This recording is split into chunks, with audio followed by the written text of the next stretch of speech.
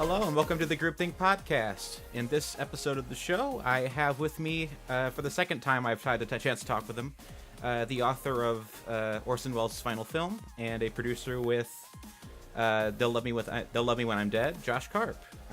Thank you for coming on. My pleasure, anytime. So, I kind of wanted to do it is windy outside right now. I want to do a kind of a post-Oscars stream, kind of post-2018 stream. And Sure. So, obviously you have involvement in two major films from last year. So, right. At least you had a hand in it. So, what films did you come out of last year enjoying the most? I honestly the two films I really loved last year were BlacKkKlansman and First Reformed, which is so not the kind of movie I would ever like in a million years. But I watched it. I watched Plane, and I just thought it was an amazing film. And I thought, and it's funny, I'm not a big Ethan Hawke fan, and I thought he was great. And it's just a great, weird, depressing, kind of yet uplifting film, and I was really kind of surprised that it didn't, get more attention. But definitely, I love BlacKkKlansman. I thought that was just a great movie, on every level. That's great. I mean, I was actually working on a bunch of First Reformed related stuff for my channel and the blog I write for. Really? Yeah, I write for a couple of blogs, and I started working on a piece on First Reformed this week because I watched it again for the first time in a while, and I really liked it the first time I saw it. But I totally agree. That's up there for me. Yeah, it was funny. The documentary I worked on won this award, and I was at this dinner where everybody was famous except for me, which was kind of fun. And it was funny. Richard Gere, who I never think of as being funny, presented an award to Paul Schrader for First Reformed, and he was it was really funny because he just kept going on about how he had made another one of his uplifting, life-affirming, lighthearted romps. Oh gosh. It was great. It was really funny. But yeah, I thought that was just a great movie, and I thought Ethan Hawke was terrific in it. Yeah, I agree. I mean, I went back and watched a bunch of Schrader's movies after I saw that, because I hadn't heard of him before I saw that. I just had a bunch of people told me, go see First Reformed, and I did. And wow. Oh, right. Yeah. Did you watch Affliction when you were... Not yet. I watched Mishima, I watched Hardcore, and of course I've seen all the Scorsese ones, so... Right. Affliction is really rough. Oh, man. That's really, that's a dark movie. I mean, they're all over the place, but I look forward to finishing his filmography. I can handle it. Yeah, no, I know you can. He's a really talented guy. Oh, yeah, I love that. So, and you're saying the one we said was BlacKkKlansman. I agreed, very good. I liked it a lot too. So. Yeah, I just thought, it was a cool, and I always, I'm a little kind of hit or miss with Spike Lee. I thought Malcolm X is one of the best movies I've ever seen, but I don't always love his other films, and I don't know, there's just something so great about the way they approached the story, and I thought everybody in it was just so good, and I thought Adam Driver, who I don't usually love, was terrific as the other cop. I thought they did a good job kind of establishing it as more than just the story, but they had good relationships between the characters. It was really, I thought it was terrific. So sure, I was kind of wondering how much of that was the Jordan Peele influence, because I know he produced it. I saw Spike Lee's last film, Chirac, and it's not as good, but no, yeah. not in the least, I didn't think. Right, good grief. But I watched the new one. I'm like, I don't quite know where this came from, but I love the movie a lot, so I don't know where this was for Spike Lee in terms of how this kind of came about as a late in life thing, but there's a lot of late in life movies that came out this year, so yeah, for sure, absolutely. No, it was yeah, and I'm trying to think what else. I did like Green Book. I saw it. And it's kind of it's like a million other movies just like that. Like, I don't know. Well, I mean, I don't know. Did you happen to see the Seth Meyers parody? I heard about the Seth Meyers parody, but I didn't get around to watching that. Yeah, it was. If you watch that, you'll kind of be like, "Oh my god." But I did like Green Book, and I thought, and I'm gonna massacre his name, so I will not even say it. But his last name is Ali, the gentleman who won best supporting actor. I thought he was great. I thought Viggo Mortensen was great, and I really enjoyed the movie. But it was just a story that's kind of, it's played out. Yeah, well, I mean, and I think it it's funny because you kind of like live on those. I mean, there have been so many of those stories, like that have been told in the course of my lifetime, and and you kind of like go like, oh wow, what a great movie, and then now all of a sudden you go like, oh my god, there are like 100 of them, and they're all the same movie. But that's what I thought. Viggo Mortensen was really good, and I thought the other guy was great, and I thought it was an altogether, good movie, but it was not anything so fabulous and innovative and like nothing I've ever seen before. Yeah, I mean, this is a good kind of transition into the question I had about the I asked you about earlier about the Oscar picks. So I was surprised when Green Book won. I thought that it was going to go to almost anything else, but right. I mean, I don't tend to take the Oscars that. I mean, obviously I take them seriously, but I don't think them as any way definitive of Best Picture, so I wasn't bothered by it really. But of all the films, I would have suspected Roma probably would have been the one that would get it, or Black Panther or Black Klansman, because obviously there was a huge push to get either Spike Lee or a superhero movie into the best picture spot from a political perspective. Right. Yeah. No. It's funny. I mean, I used to really, really like get worked up over what won Best Picture and the grand injustice of all of it. And I think like the turning point for me was when Titanic won over LA Confidential, and I was just like, this is just a joke. This doesn't matter anymore. Like that for whatever reason, I personally found that so appalling, 20 plus years ago. And I was like, okay, it's just kind of, a weird popularity contest, and then there's like a formula, as to, this kind of person has to win this, and that kind of person has to win that. So I was surprised that Roma didn't win either. Though I can't say that I thought Roma was the best movie I saw this year. I thought it was a really interesting movie, and I really, he's obviously, an incredibly talented guy, and it was a cool, way of telling the story, and the kind of story I think, we're not, really used to seeing in America. But I was not. That said, I was not like, oh my god, that's just the Best Picture of the year. But I thought there was a good chance it would win as well. Yeah, I mean, of the lot, it seemed like the most logical choice. I mean, obviously, as I said, I don't think the movies that personally for me were the best films of last year got onto the list. I mean, my top three were Other Side, the Mr. Rogers documentary, and then I don't know if you saw The Death of Stalin, but that was really I was. Did.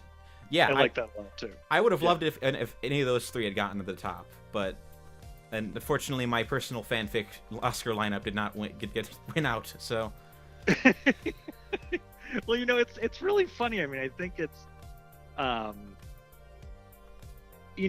think there's just so much kind of politics that goes into it. I mean, I think and not even just politics, but there's just so much stuff I think that goes into who wins that has nothing to do with whether something's the best movie or not. Like I was kind of in a weird way, I was kind of rooting, even though I wanted Black Klansman to win, I was kind of rooting for Roma just because it was a Netflix project. Yeah. And I really like I'm kind of particularly given Steven Spielberg's recent comments about Netflix and how they should be how they're not somehow legitimate compared to movies you see in the theaters. And I'm just like sitting there going like, dude, like they're giving so many people opportunities to make movies, and they're making so many good movies, and they're giving people, who ordinarily would never be able to make a major film the opportunity to make a major film, and like and you're going after some arcane little weird, like thing where it's like, well, it's it's not this or it's not that. So I thought that was kind of a weird thing, but yeah, I mean, I think something like Other Side of the Wind. I mean, I think there was, I think briefly, we all of us who were kind of close to it thought, oh my god, it might really get nominated for something, or and then it's not a super accessible film to the average moviegoer, but at the same time, I mean, I thought at the very least, for editing, even, I thought, it was certainly deserving of at least a nomination, if not a win, because I thought the editing was just incredible.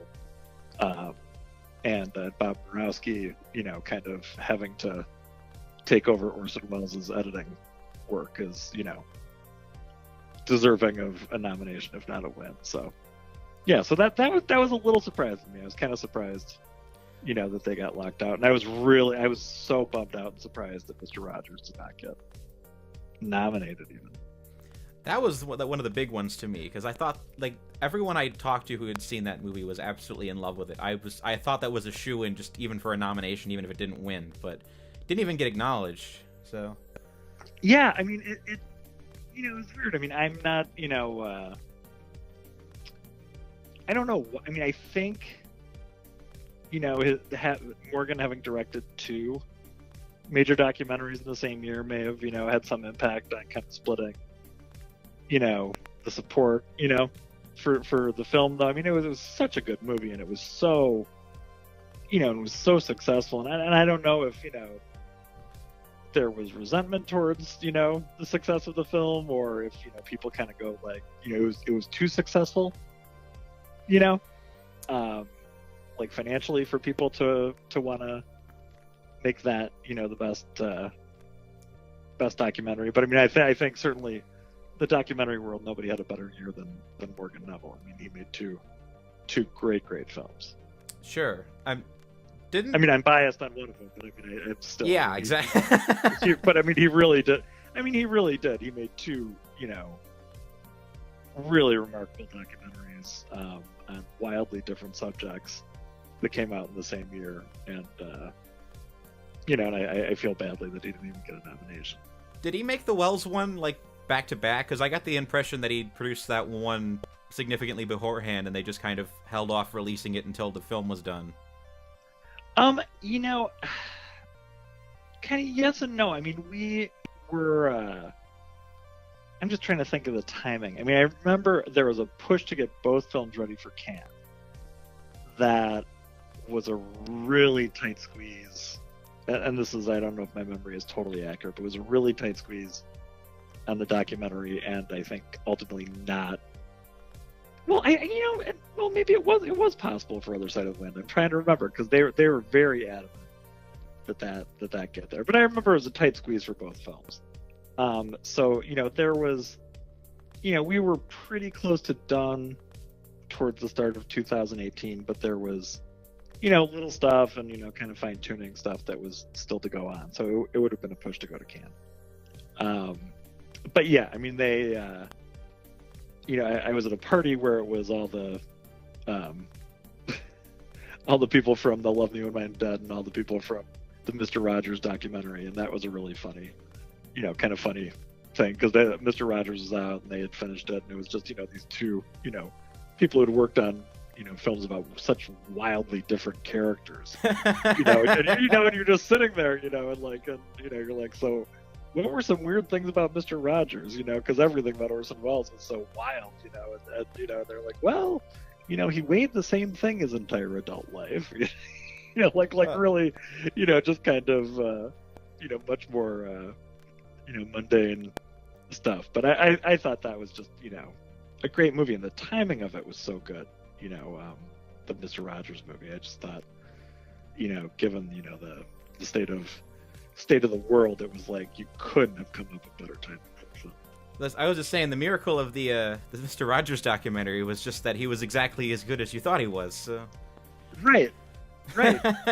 I mean, that was. I mean, is that somebody could be, really that good of a person and that kind of, and kind of brave and, not, just like, and really putting things out there, at a time when he needed to, like really, kind of embracing, civil rights in his own way, in his, kind of subtle but very firm, and kind of appropriate like kid show way.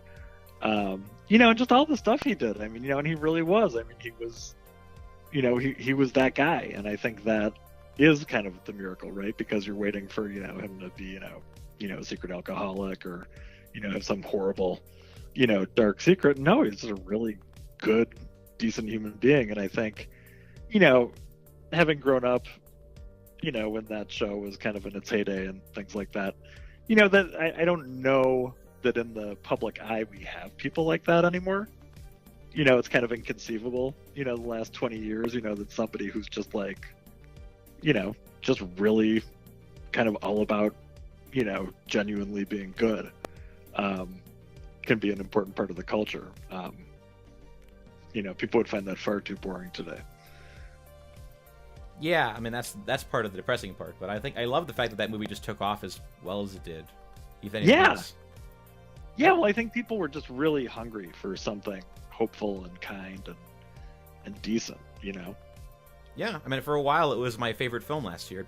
It's as I said, it's still in my top 3. So, although it's amusing that my other favorite film from last year is like the Death of Stalin is nothing but unrelenting bad. So, it's kind of the exact opposite. So. But what a great cast! Oh my! I've called it like I have to describe it to people as Monty Python does Soviet Russia, but it's so much better than that. Right. Yeah, no, that was a terrific movie. I really enjoyed that. And I also liked your see Can You Ever Forgive Me? Can You Ever Forget? Is that the Melissa McCarthy movie? Yeah. I have not caught that yet. How was that? Yeah, that was a really good movie. I mean, I thought she was terrific. I mean, obviously it's always kind of the comedian, playing the kind of serious role, but she was great, and it's a great story. And Richard Grant was really good at it. So, I didn't get a good sense of that movie. I didn't get a good sense of that from the trailer. It looked like it was either going to be like a bad mainstream comedy, or it was going to be like a really weirdly cast indie movie. I wasn't quite sure. I didn't get a good vibe from the trailer, but if you're saying it's good, I'll check it out at some point. Yeah, definitely worth seeing. Okay, I wanted to kind of we've moved off. This discussion has been spiraling, but sorry. I was gonna say when we were talking about the Oscars, like you were saying it's very political. I completely agree, but I don't. The weird thing I've noticed with the Oscars is that it's political in such a way that I don't think anyone is happy with it. Like, right. There's such a thing as being political and like someone being happy with it, but it's the Oscars. The base is so specific that I don't think it actually represents more than like a very small minority of the country's like movie opinions. I don't know how to to explain what it is. Right. Well, they went through that whole weird thing of wanting to have a popular movie category. Oh gosh, yeah. As well, that they abandoned this year, and I think, they're I don't know that you're right. I mean, it's one of those it's like a negotiation. It's like as long as everybody's a little bit unhappy, it's been a success. That's kind of what the Oscars are, because you really, I mean, yeah, I mean, I don't think that Green Book was necessarily reflective of either critically or among audiences. The vision of, well, this is the best film of the year. But, it's also, I mean, the the world of film has gotten so diffuse, the people, I mean, a movie like BlacKkKlansman could have easily gone largely unseen. Do you know what I mean? Or Green Book. Yeah. Um, I mean, that's the thing about know? like That's the thing about distribution nowadays is that it's so fractious. You just kind of have to sell it to either to everyone or you sell it to a very small group that wants to see that. And obviously, I think the Black Klansman, obviously, that was kind of going towards like the Blumhouse audience. It's that Right. very specific audience. Well, it's also the audience of people who like Spike Lee movies and the audience of people who want to see like a dark police comedy. So, which Right. is not everyone. So. Right, exactly. I mean, it's so, I mean, you go to so many movies and the theater is, unless it's an Avengers movie, the theater is always half full at best. And I think streaming has changed it so much that it's really hard to have a sense, I think, of what, the great critical and movie-going mass loves anymore. I mean, I think, if you're going to go on that, I guess Black Panther would really be the movie because everybody, loved Black Panther. But I wouldn't, and I thought it was a terrific movie, but I'd never go, oh my God, that's the best movie of the year. At least not to me. Yeah, exactly. So that I guess it just came down to the fact that the vote was so fractious that the only one that could really win was the one that had slightly more votes than the other one else. So right, yeah, and some movies and I hate to even say it, I can't remember if it got nominated for Best Picture, but I think it was Vice, which I was really excited to see, which I thought was just I did not enjoy it. I thought it was really kind of, I was like, that's going to be great. And it was I thought a really disappointing, disappointing film. So, and I think that just got nominated because people were like, well, it's the same guy who did Big Short, and it's about Dick Cheney. It's a biopic that got released in December, so it's vaguely Oscar-esque. I don't think the lineup last year was strong enough to really have a full Oscars in a normal year. So I think I agree. Yeah. So yeah, well, I wanted to kind of finish up by talking about both the films you had a hand in. What's the kind of been the response since the premiere of both films in November?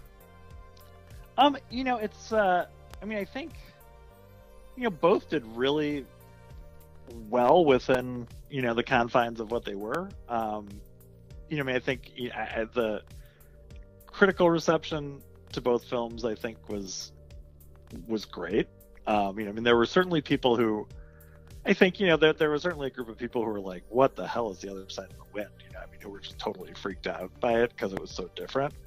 And I will say, it's funny. I wrote a story for Esquire this year about Dennis Hopper's kind of other side of the wind-ish movie, which was the last movie. And I remember in researching it, he was being interviewed on TV, and he said, the thing about this movie is, to really appreciate it, and I know it's a lot to ask, people need to see it 4 or 5 times. and the other side of the wind is a little, you don't need to see it 4 or 5 times, but I will say that seeing it on the second viewing, it was a completely different film. And my brother-in-law, who's a super well-educated, really intellectual, kind of professorial guy, he saw it with me at the New York Film Festival, and and he's he likes movies, but he's not a movie person, and he was like, oh my God, he's like, I've thought about it every day for 2 weeks. So, and he's like, I keep thinking about all these new things, and it's that it's that kind of movie, and I think once you settle into the rhythm of it, it's really it's fascinating. And I think people, got really good critical reception, given that it's kind of such a, it's definitely, you have to understand who Orson Welles is, and you have to understand the time and place. But I think that, it did really well. And I think, a lot of people were, fairly, had the, real belief that it was going to get, a lot of awards. So, the people who produced that could answer it a little bit better, but I think everybody was real happy with it. And as far as They'll Love Me When I'm Dead, it really, It did great. I mean, it's, critically it was really well received. It's as my kids go, they're like, it's got a 95 on Rotten Tomatoes, which never was like a great measure of everything for me before, but now they're, they're like, that means it's good. But like, people, a lot of people saw it. I mean, it was, like one of the top films on Netflix, top rated films on Netflix for, a couple months. And, and really, I mean, we just got great feedback from people, and it was really nice. I was really, it was funny. Somebody who I'm working with on something else saw it, and he congratulated me on the editing, and I was like, I didn't do the editing. I was like, I wish I could take credit for that, because the editing was so, perfectly done. I thought by Aaron Wickenden and Jason Zeldas, who were just terrific, and with Morgan, working with them. But no, I mean, it was, I think people really liked it, and I think it made Other Side of the Wind a more accessible picture. I was at film festivals where they showed Other Side of the Wind first, and the response it got when they showed the documentary first was quite different. I thought when people had the context for what that film was about, people really appreciated Other Side of the Wind, having seen the documentary first. I can probably attest to that. I obviously read the book first to get it, because I had not heard of it when I was given a copy of the book, but I spent 3 years like just in my head like, I can't wait to see Other Side of the Wind when it comes out, and I went into it with a basic understanding of what it was and knowing what it meant in the context of his life. And I have other cinephile friends who saw it, and they're like, it was like the worst movie of last year. And I was like, I actually got into what almost was one of the most vicious fights I had last year about movies on this podcast. Like, oh really? Yeah, I have a recording of it. It's just, you can hear the sound of me just quietly stewing when he says that he had hated it, because I had not known that he didn't like it before he told me that. So I was just like, I'm gonna brawl this guy, because I'm prepared to go down to fight for this movie. Right. But he didn't have the context of what it was and what it meant to Orson Welles at that point in his life, because obviously it's a movie that's fighting against its very existence, and I appreciate just how many layers that the movie goes down to explore that, like just the way it shoots different kinds of cameras and scrounges all this stuff together. It's a movie that can really only exist through the circumstances, and not understanding that, I could see people going into it being very frustrated with it. I've read reviews from people that thought the movie was very stuffy and very difficult to get a hold on, but obviously it was the case with your brother. It's like it's if you go into it on its own terms, there's so much to it. Yeah, and I think there is this thing, it's funny because I mean, I spent, years working on a book on it, then years working on a documentary about it, right? And I've seen it, several times, and I get new stuff out of it, which is, kind of ridiculous given the circumstances, that I'd still be like, oh wow, I hadn't noticed that, and I think one of the things that he did that was really brilliant was, as artistic and kind of out there as it was, having, I think, the performances of John Huston and Peter Bogdanovich, I think, make it a real, their story in the film is such a kind of timeless, movie type story, that and they're both so good, that I kind of felt like that was enough to carry people who couldn't, get their mind around the more, idiosyncratic aspects of it. Yeah, certainly there's a foundation to it. I mean, yeah. I mean, they really gave it structure, and I thought they really, I thought John Huston was great. I was actually honestly really quite disappointed he wasn't nominated. Oh man, that would have been a heck of a nomination. Yeah, no, I mean, I thought his performance was unbelievable. I've always liked him as an actor as well as a director, and I thought he was spectacular in that role. And I thought, you just got so much of him that you never get in anything else, because here's the guy who's like the most, impenetrable, impossible to kill, figure in the history of films. And he's playing a character with such a range of emotion, who's, you like him, but he's also horrible. And, he just is a really complicated character. And I thought he carried it off just beautifully. So. Sure.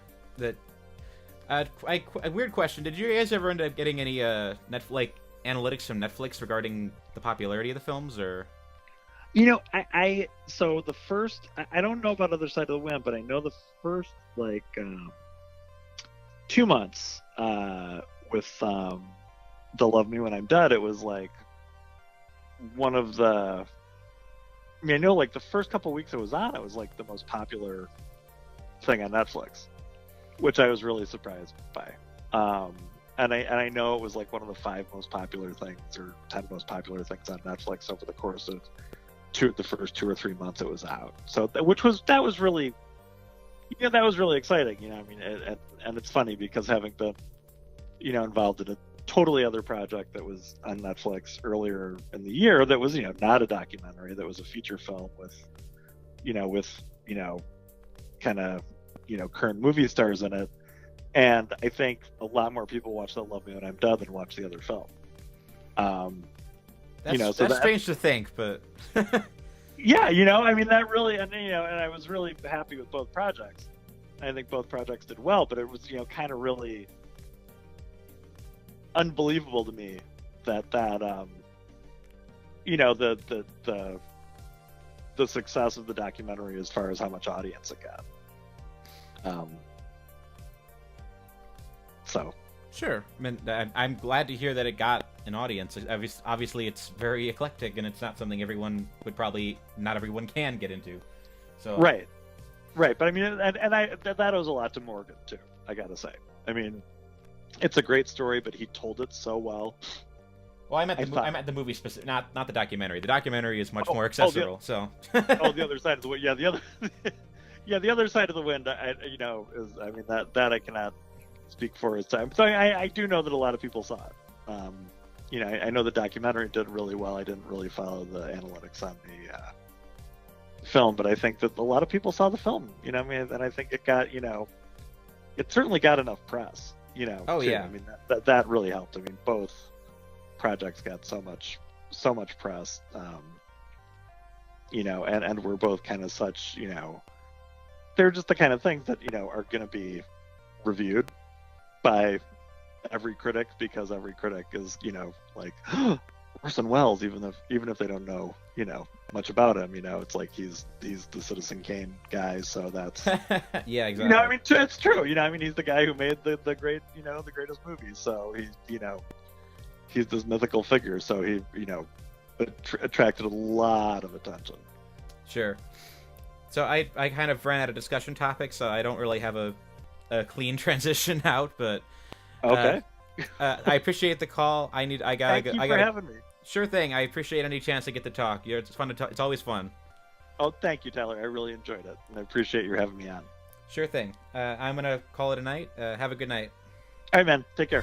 Bye. Bye.